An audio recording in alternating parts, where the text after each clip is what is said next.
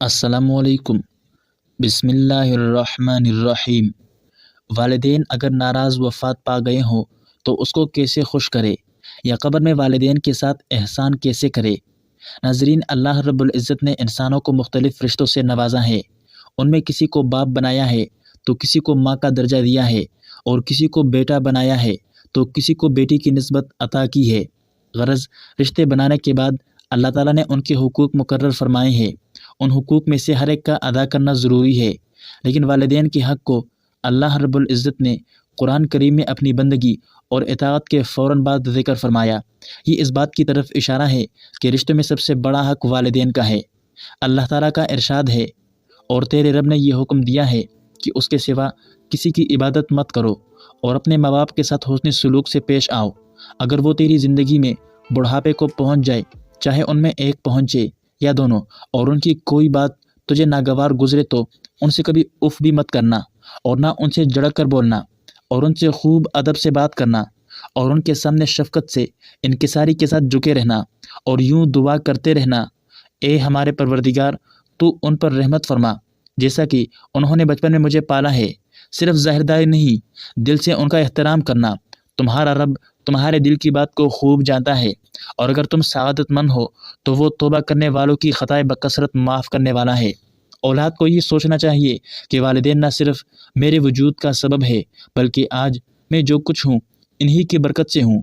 والدین ہی ہے جو اولاد کی خاطر نہ صرف ہر طرح کی تکلیف، دکھ اور مشقت کو برداشت کرتے ہیں، بلکہ بسا اوقات اپنا آرام و راحت، اپنی خوشی خواہش کو بھی اولاد کی خاطر قربان کر دیتے ہیں۔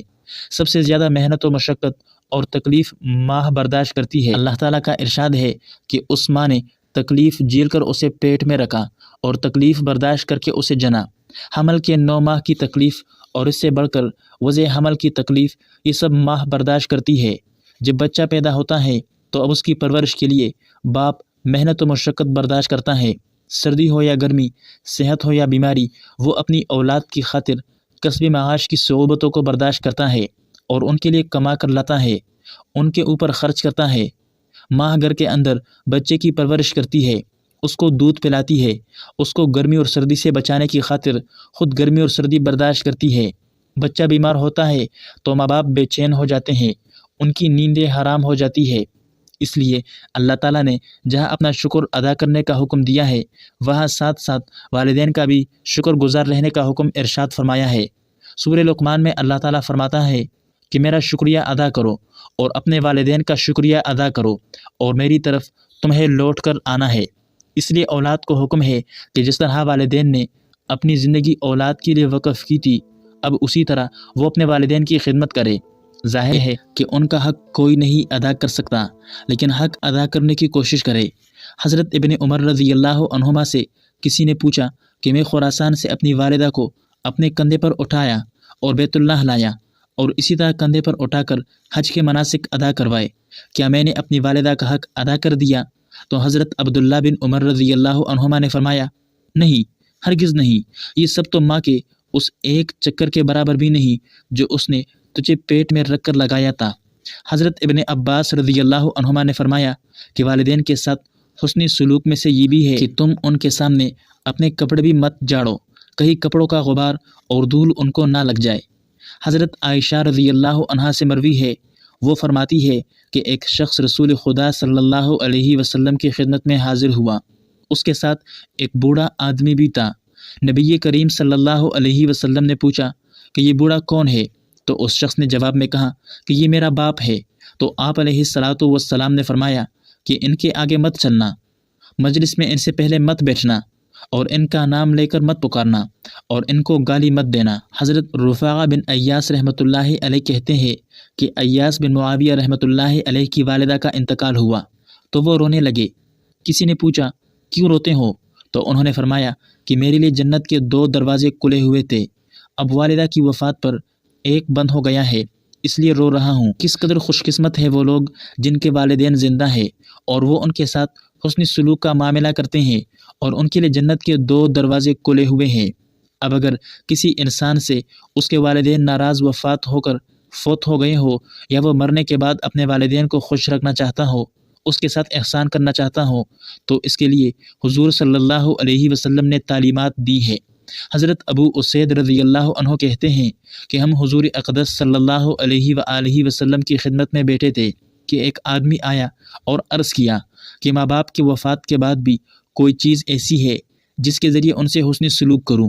تو آپ صلی اللہ علیہ وآلہ وسلم نے فرمایا، ہاں، ان کے لیے رحمت کی دعا کرنا، ان کے لیے مغفرت کی دعا کرنا، اور ان کے بعد ان کی وصیت کو نافذ کرنا، اور اس صلہ رحمی کو نبھانا جو صرف ماں باپ کے تعلق کی وجہ سے ہو، ان کے دوستوں کا اکرام کرنا۔ حضرت ابو بردہ رضی اللہ عنہ جب مدینہ تشریف لائے تو ابن عمر ان سے ملنے کے لیے آئے اور پوچھا کہ تمہیں معلوم ہے کہ میں تمہارے پاس کیوں آیا ہوں؟ انہوں نے کہا کہ نہیں، مجھے نہیں معلوم۔